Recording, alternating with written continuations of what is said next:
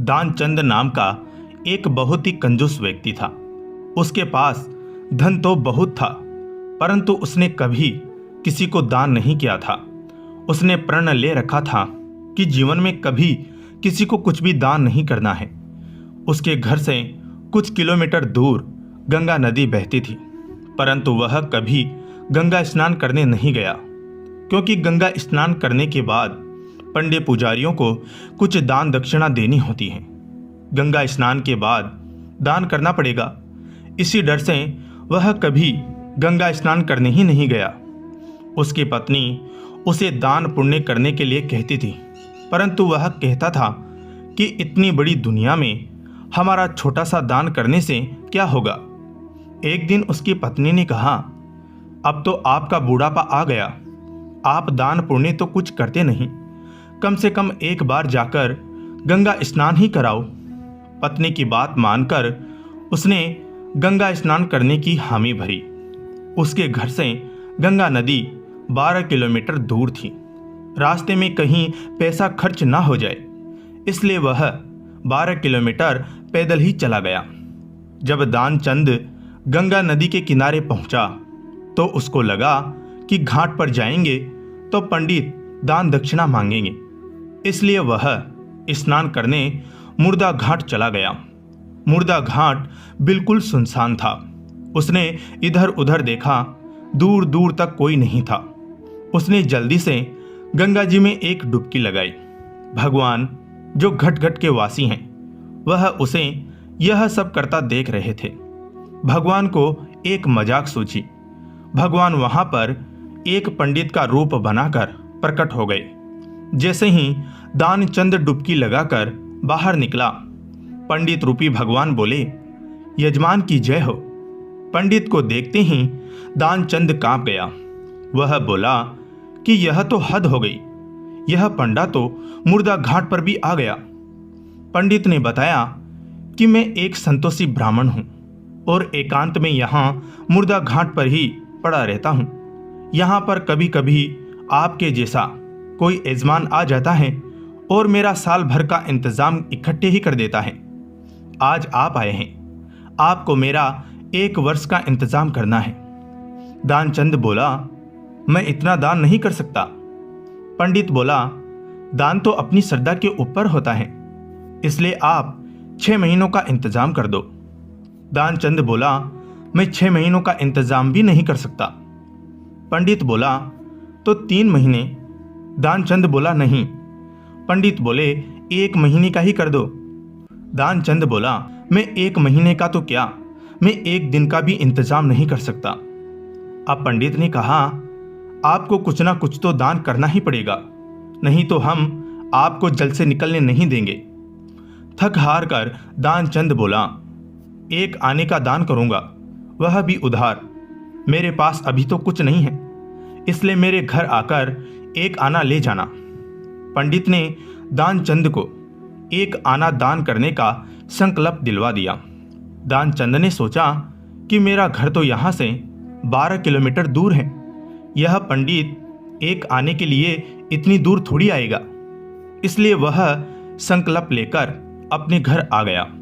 घर पहुँचते पहुँचते शाम हो गई थी। वह इतनी दूर चलकर आया था, इसलिए थक गया था। वह सोने ही जा रहा था, तभी उसके दरवाजे पर उस पंडित ने दस्तक दी। पंडित बोले, यजमान की जय हो। दानचंद की पत्नी ने दरवाजा खोला। वह पंडित को देखकर लौटी और दानचंद से पूछा, क्या किसी पंडित को कुछ देने की कहकर आए हो? दानचंद बोला, हाँ, मैंने एक पंडा को 1 आना देने का संकल्प लिया है। पत्नी बोली, वह पंडित जी अपना 1 आना लेने दरवाजे पर खड़े हैं। दानचंद ने सोचा कि वह पंडित 1 आने के लिए इतनी दूर आ गया। दानचंद ने पत्नी से कहा, जाकर उस पंडित से कह दो कि यजमान बीमार है, इसलिए 3-4 दिन बाद आए। पत्नी बोली, 1 आने की ही तो बात है, दे क्यों नहीं देते? दानचंद बोला, मैं किसी को कुछ नहीं देने वाला, जाकर उससे कह दो कि यजमान बीमार है, इसलिए कुछ दिन बाद आए। पत्नी ने दुखी जैसा मुंह बनाया और पंडित से बोली, महाराज मेरे पति आज इतनी दूर पैदल चलकर गए थे, इसलिए वे बहुत थक गए हैं और बीमार हैं, इसलिए आप 3-4 दिन बाद आना। पंडित बोला कि धन मिले या ना मिले, लेकिन वे हमारे यजमान हैं। यजमान बीमार हैं और पंडा चला जाए, ऐसा नहीं हो सकता। जब तक वह स्वस्थ नहीं हो जाते तब तक हम यहीं रहेंगे। हमारा यहाँ रहने का इंतजाम कर दो। हम यहीं पर प्रसाद बनाएंगे और यहीं पर भजन करेंगे और यहीं पर प्रसाद ग्रहण करेंगे। पत्नी लौट कर गई और उसने दानचंद को सारी बात बताई कि वह पंडित कह रहा है जब तक आप ठीक नहीं हो जाते वह यहीं रहेंगे। पत्नी बोली, इससे तो अच्छा उन्हें 1 आना देकर रवाना करो। दानचंद बोला, 1 आना क्या ऐसे ही आता है? मैं उस पंडित को कुछ नहीं देने वाला। तुम जाकर उस पंडित से कह दो कि यजमान मर गए। दानचंद को योग का अभ्यास था, इसलिए वह सांस रोककर पड़ गया।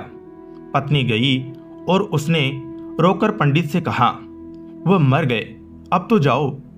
पंडित बोले, अरे राम राम, यजमान चला गया, जब तक उसका अंतिम संस्कार ना हो जाए तब तक हम कैसे जा सकते हैं? पंडित जी बोले, तुम महिला कहाँ कहाँ भटकती फिरोगी, हम सारे गांव में यजमान के मरने की खबर किए देते हैं। पंडित जी सारे गांव में खबर दे आए कि दानचंद जी मर गए। सारा गांव दानचंद के घर इकट्ठा हो गया, लेकिन दानचंद ऐसा विचित्र आदमी 1 आना बचाने के लिए सांस रोके पड़ा था।